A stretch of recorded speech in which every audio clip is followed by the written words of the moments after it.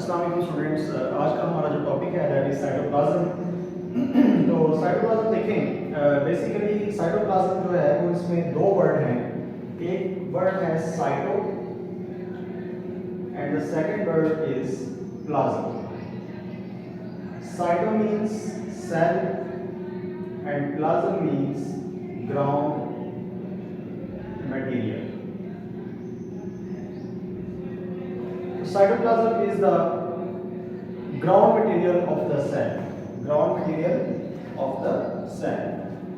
अब देखिए, basically it is jelly-like material between cell membrane and nuclear membrane. ये अगर आप कंसीडर कर लें एक सेल है और it is the nucleus inside the cell. तो न्यूक्लियस की मेम्ब्रेन से आउटर मेम्ब्रेन से लेके जो प्लाज्मा मेम्ब्रेन है यहाँ तक का ये सारा जो मटेरियल है, this material is called cytoplasm, right. अब देखिए कि cytoplasm is the ground material of the cell. It is present both in prokaryotes and eukaryote cells. Prokaryotes में भी है और यूकैरियोट्स में भी है। इनफैक्ट स्टूडेंट्स, साइटोप्लाज्म जो है इट इज द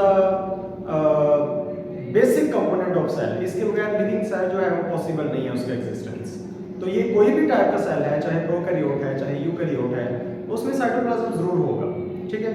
अब ये है कि प्रेजेंट दोनों टाइप के सेल्स में है, लेकिन प्रोकैरियोटिक साइटोप्लाज्म थोड़ा सा सिंपल है और उसमें डिफरेंसेस हैं as compare to eukaryotic cytoplasm. Like prokaryotic cytoplasm के अंदर जो है वो साइटोस्केलेटन एब्सेंट होता है और डबल मेम्ब्रेन बॉन्ड ऑर्गेनेल्स जो है वो उसके ऊपर फ्लोट नहीं कर रहे।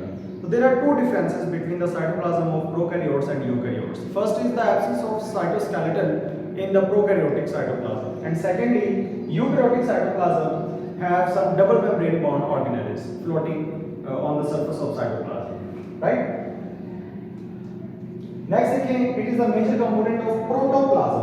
What is protoplasm? Basically, protoplasm comprises of two things.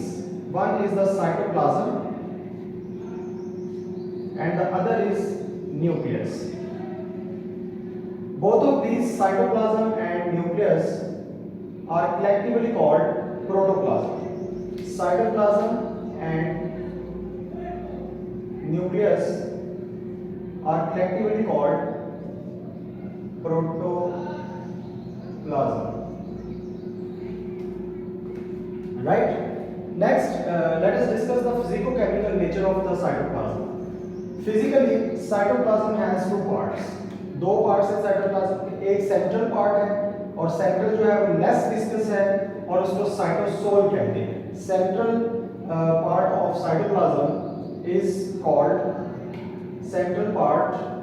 ये न्यूक्लियस हो गया। न्यूक्लियस की जो सराउंडिंग में है, surrounding to the nucleus, surrounding to the nucleus, ये वाला जो पोर्शन है साइटोप्लाज्म का, इस पोर्शन को आप कह देते हैं cytosol.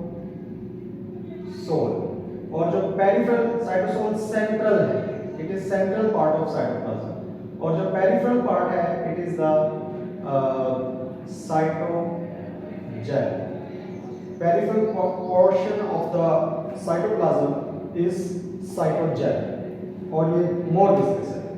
Cytogel is the peripheral part of cytoplasm and it is more viscous. अगर स्टूडेंट्स हम केमिकली देखें, केमिकल नेचर में साइटोप्लाज्म इज केमिकली 90% वाटर। 90% जो है वो साइटोप्लाज्म के अंदर पानी है और बाकी जो 10% है उसके अंदर डिसॉल्व सब्सटेंसेस हैं और कुछ सस्पेंडेड सब्सटेंसेस हैं। डिसॉल्व सब्सटेंसेस कौन से हैं? जो स्मॉल मॉलिक्यूल्स हैं, like salt, ions, glucose, amino acids, nucleic acids. ये जो स्मॉल मॉलिक्यूल्स हैं, ये स्मॉल मॉलिक्यूल्स कंप्लीटली डिसॉल्व हो जाते हैं, कंप्लीटली डिसॉल्व होते हैं and they make true solution in the cytoplasm, okay?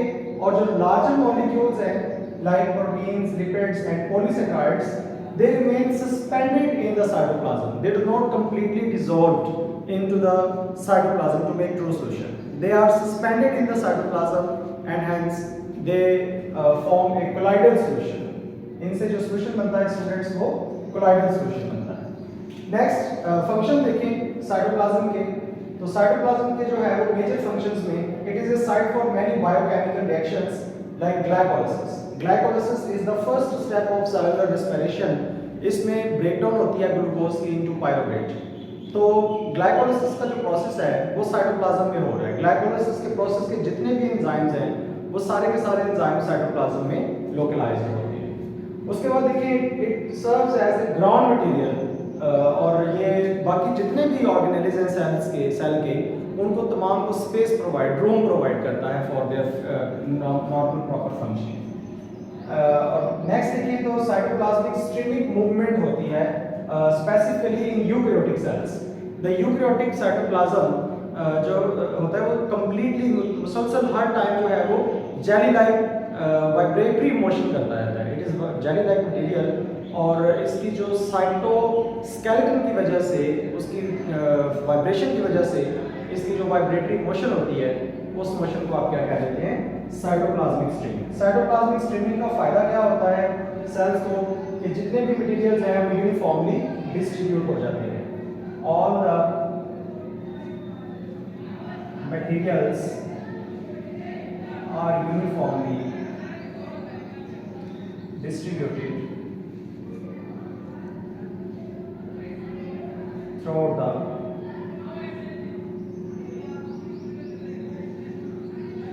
cytoplasm. So it is all about the cytoplasm.